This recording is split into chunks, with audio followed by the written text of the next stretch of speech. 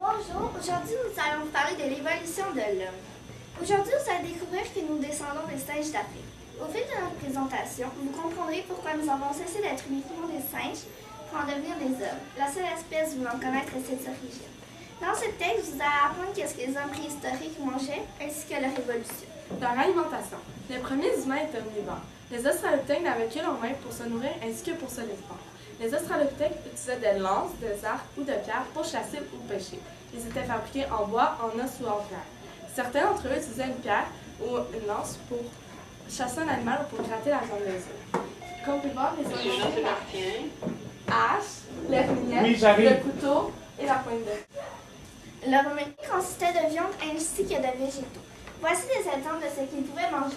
De l'antilope, du porc épic, de la girafe, du poisson, du crocodile, de l'hippopotame, du mammouth et du rein. Les hommes préhistoriques chassaient des troupeaux de rennes avec des arcs. Pour faire cuire la viande, ils prenaient la viande, l'enveloppaient dans du cuir qu'ils refermaient avec des baguettes de bois, puis la plongeaient dans l'eau bouillante. Des fois, les Australopithèques mangeaient des plantes, exemple la sauge, la menthe, le pissenlit, etc. De plus, les hommes préhistoriques attiraient les mammouths. Dès que le mammouth était fatigué, ils le tuaient. Maintenant, je vais vous parler de leur révolution. Notre ancêtre, le chimpanzé, est un singe qui existe encore aujourd'hui.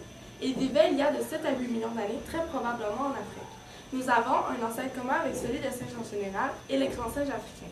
Il a créé deux aspects de la vie, les grands singes africains et l'homme. La plupart de nos ancêtres marchaient à deux pattes, ce qui veut dire qu'ils étaient bipèdes. Au cours de son évolution, l'homme se redresse pour marcher. La préhistoire a duré 3 millions d'années. Elle est terminée depuis déjà 5 000 ans.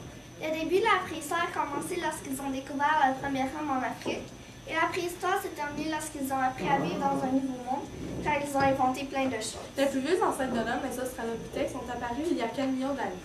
Il y a déjà 750 000 ans, ils ont commencé à maîtriser le feu. Sur l'homme actuel, l'Homo sapiens sapiens est apparu il y a 200 000 ans. Sur les 200 000 ans, 194 000 ans correspondent à la préhistoire. Les hommes de cette époque vivant en groupe nomade. Ils savent qu'ils vont mourir un jour. Ils utilisent le langage, sculptent des objets et créent des représentations artistiques qu'ils peignent sur des rochers. Les dernières 10 000 années de cette période ont été marquées par une évolution au Proche-Orient ainsi qu'en Inde et en Chine. L'invention de l'agriculture.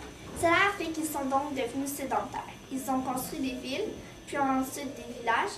C'est là que se termine la préhistoire et que commence l'histoire. Merci de nous avoir écoutés.